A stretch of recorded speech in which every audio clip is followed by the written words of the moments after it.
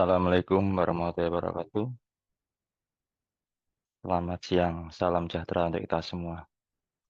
Mohon maaf karena memang video ini terpotong iklan yang tidak perlu.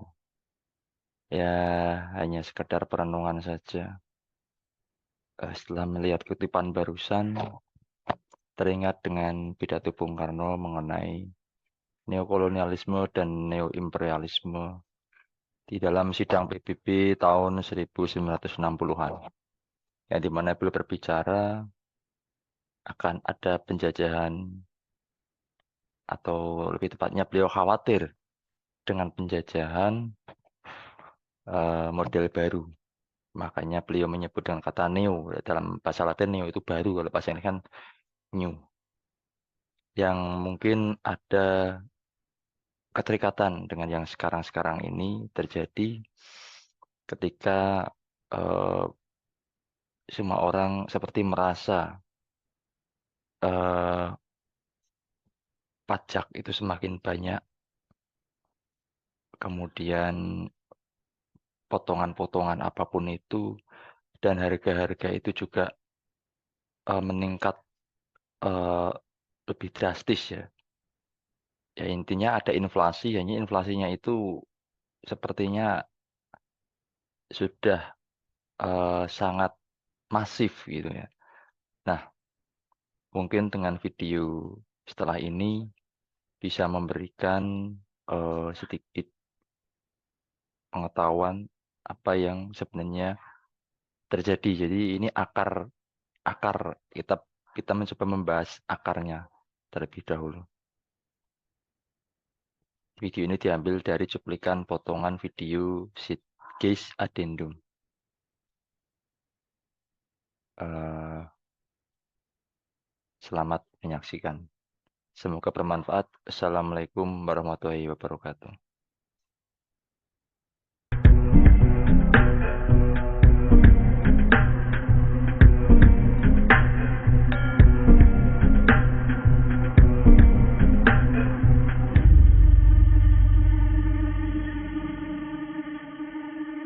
Society today is composed of a series of institutions. From political institutions, legal institutions, religious institutions, to institutions of social class, familial values, and occupational specialization. It is obvious the profound influence these traditionalized structures have in shaping our understandings and perspectives. Yet, of all the social institutions we are born into, directed by, and conditioned upon, there seems to be no system as taken for granted and misunderstood as the monetary system. Taking on nearly religious proportions, the established monetary institution exists as one of the most unquestioned forms of faith there is. How money is created, the policies by which it is governed, and how it truly affects society are unregistered interests of the great majority of the population.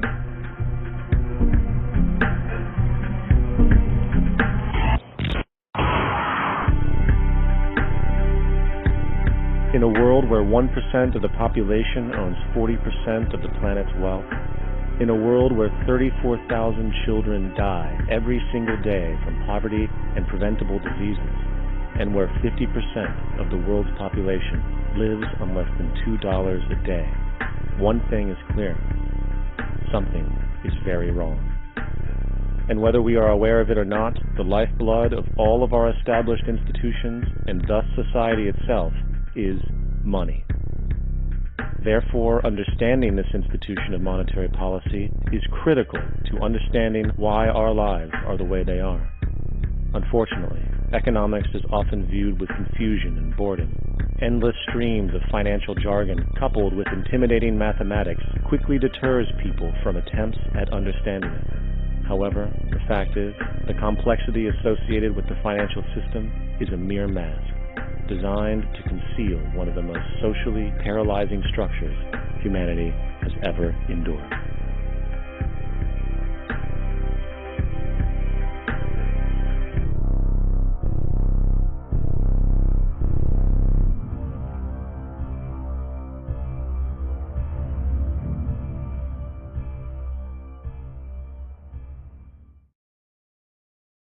A number of years ago, the Central Bank of the United States, the Federal Reserve, produced a document entitled Modern Money Mechanics. This publication detailed the institutionalized practice of money creation as utilized by the Federal Reserve and the web of global commercial banks it supports. On the opening page, the document states its objective. The purpose of this booklet is to describe the basic process of money creation in a fractional reserve banking system. It then proceeds to describe this fractional reserve process through various banking terminology, a translation of which goes something like this.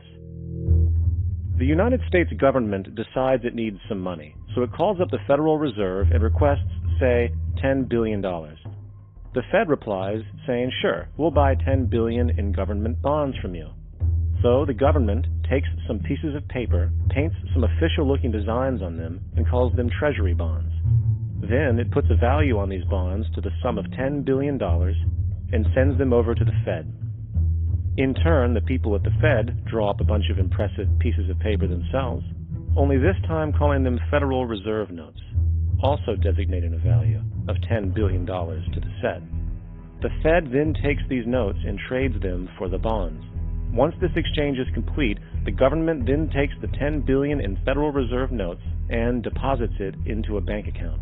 And upon this deposit, the paper notes officially become legal tender money, adding $10 billion to the U.S. money supply. And there it is. $10 billion in new money has been created. Of course, this example is a generalization, for, in reality, this transaction would occur electronically, with no paper used at all.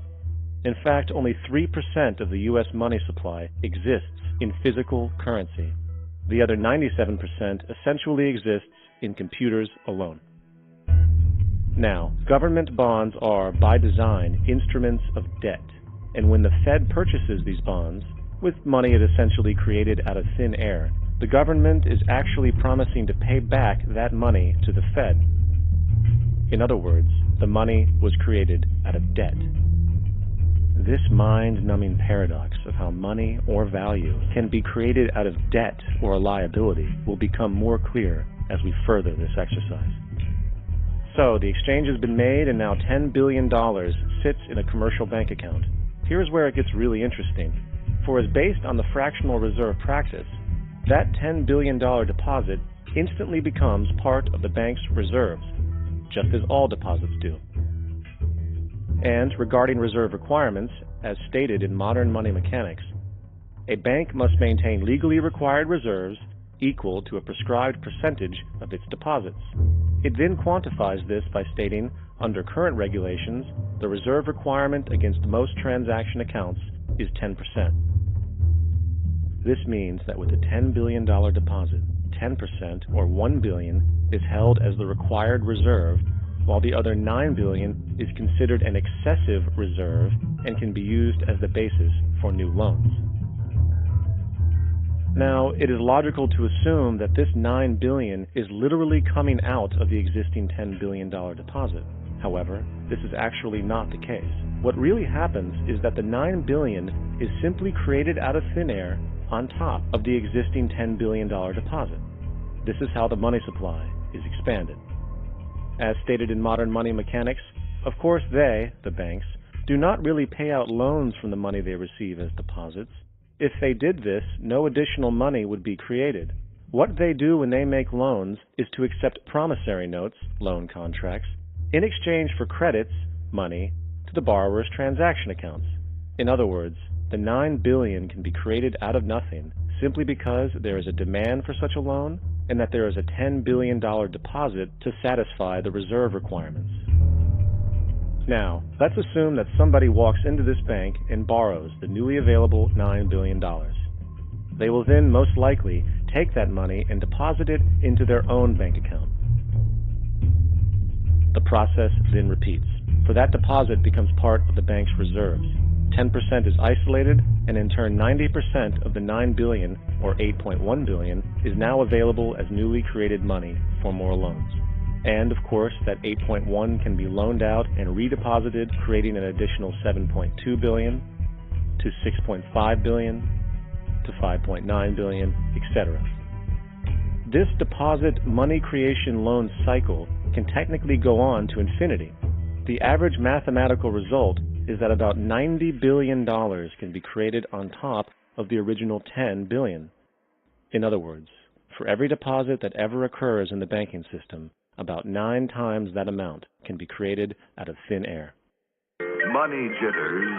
Ask the obliging Bank of America for a jar of soothing instant money, M-O-N-E-Y, in the form of a convenient personal loan. So, now that we understand how money is created by this fractional reserve banking system, a logical yet elusive question might come to mind. What is actually giving this newly created money value? The answer? The money that already exists. The new money essentially steals value from the existing money supply. For the total pool of money is being increased irrespective to demand for goods and services. And as supply and demand finds equilibrium, prices rise, diminishing the purchasing power of each individual dollar. This is generally referred to as inflation, and inflation is essentially a hidden tax on the public. What is the advice that you generally get? And that is, inflate the currency. They don't say debase the currency. They don't say devalue the currency. They don't say cheat the people who are saved.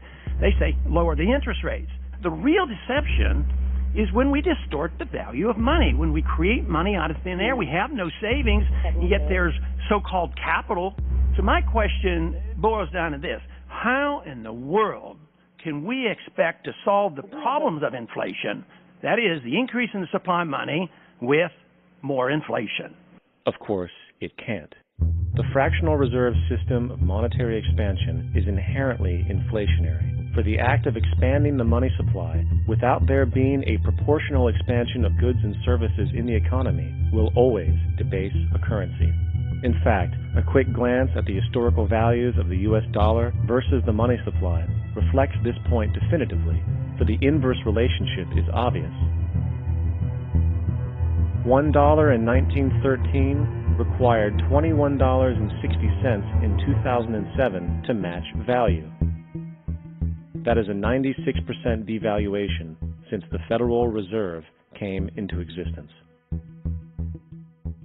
Now, if this reality of inherent and perpetual inflation seems absurd and economically self-defeating, hold that thought, for absurdity is an understatement in regard to how our financial system really operates.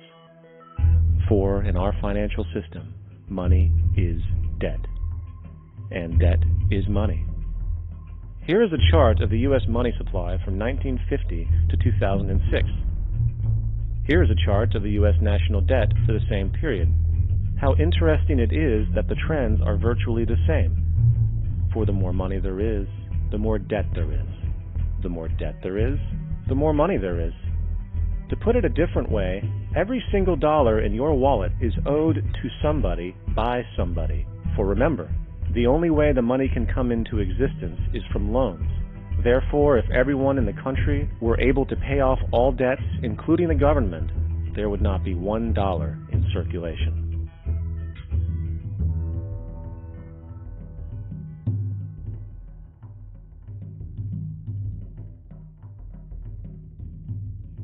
In fact, the last time in American history the national debt was completely paid off was in 1835, after President Andrew Jackson shut down the central bank that preceded the Federal Reserve. In fact, Jackson's entire political platform essentially revolved around his commitment to shut down the central bank, stating at one point, "The bold efforts the present bank has made to control the government are but premonitions of the fate that awaits the American people, should they be deluded into a perpetuation of this institution or the establishment of another like it."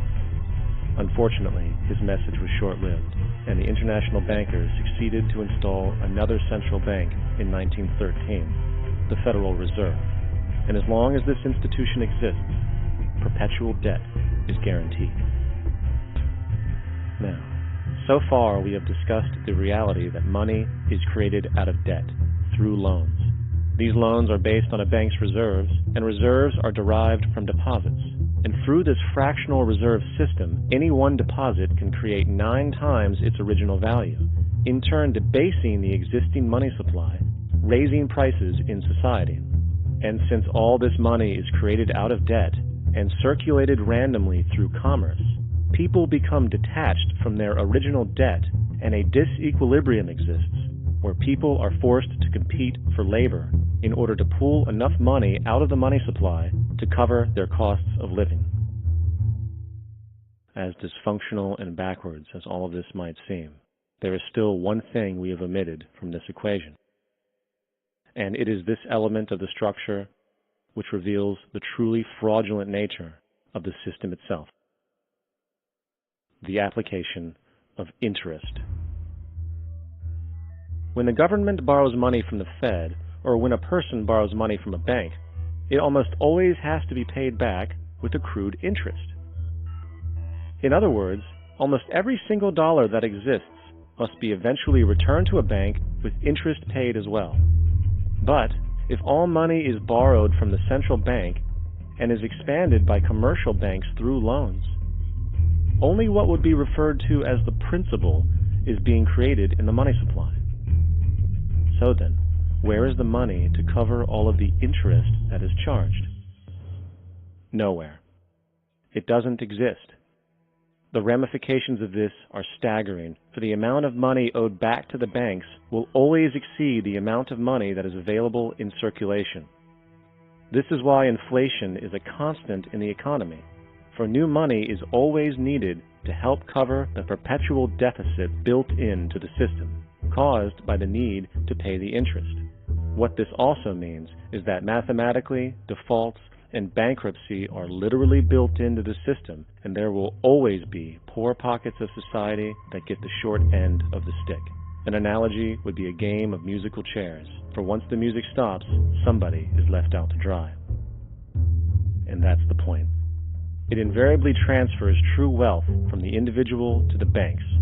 For if you are unable to pay for your mortgage, they will take your property. This is particularly enraging when you realize that not only is such a default inevitable due to the fractional reserve practice, but also because of the fact that the money that the bank loaned to you didn't even legally exist in the first place. In 1969, there was a Minnesota court case involving a man named Jerome Daly, who was challenging the foreclosure of his home by the bank which provided the loan to purchase it. His argument was that the mortgage contract required both parties, being he and the bank, each put up a legitimate form of property for the exchange. In legal language, this is called consideration. Mr. Daly explained that the money was, in fact, not the property of the bank, for it was created out of nothing as soon as the loan agreement was signed. Remember what modern money mechanics stated about loans? What they do when they make loans is to accept promissory notes in exchange for credits. Reserves are unchanged by the loan transactions, but deposit credits constitute new additions to the total deposits of the banking system. In other words, the money doesn't come out of their existing assets. The bank is simply inventing it, putting up nothing of its own except for a theoretical liability on paper. As the court case progressed, the bank's president, Mr. Morgan, took the stand, and in the judge's personal memorandum, he recalled that the plaintiff, bank's president, admitted that, in combination with the Federal Reserve Bank, did create the money and credit upon its books by bookkeeping entry. The money and credit first came into existence when they created it. Mr. Morgan admitted that no United States law or statute existed which gave him the right to do this. A lawful consideration must exist and be tendered to support the note. The jury found that there was no lawful consideration, and I agree. He also poetically added, only God can create something of value out of nothing. And upon this revelation, the court rejected the bank's claim for foreclosure, and Daly kept his home. The implications of this court decision are immense. For every time you borrow money from a bank, whether it is a mortgage loan or a credit card charge, the money given to you is not only counterfeit, it is an illegitimate form of consideration, and hence voids the contract to repay, for the bank never had the money as property to begin with. Unfortunately, such legal realizations are suppressed and ignored, and the game of perpetual wealth transfer and perpetual debt continues. And this brings us to the ultimate question. Why? During the American Civil War, President Lincoln bypassed the high-interest loans offered by the European banks and decided to do what the Founding Fathers advocated, which was to create an independent and inherently debt-free currency. It was called the greenback. Shortly after this measure was taken, an internal document circulated between private British and American banking interests stated, "Slavery is but the owning of labor and carries with it the care of laborers, while the European plan is that capital shall control labor by controlling wages. This can be done by controlling the money. It will not do to allow the greenback, as we cannot control that." The fractional reserve policy perpetrated by the Federal Reserve, which has spread in practice to the great majority of banks in the world, is, in fact, a system of modern slavery. Think about it. Money is created out of debt. And what do people do when they are in debt? They submit to employment to pay it off. But if money can only be created out of loans, how can society ever be debt-free? It can't. And that's the point. And it is the fear of losing assets coupled with the struggle to keep up with the perpetual debt and inflation inherent in the system, compounded by the inescapable scarcity within the money supply itself, created by the interest that can never be repaid, that keeps the wage slave in line, running on the hamster wheel with millions of others, in effect powering an empire that truly benefits only the elite at the top of the pyramid. For, at the end of the day, who are you really working for? The banks. Money is created in a bank and invariably ends up in a bank.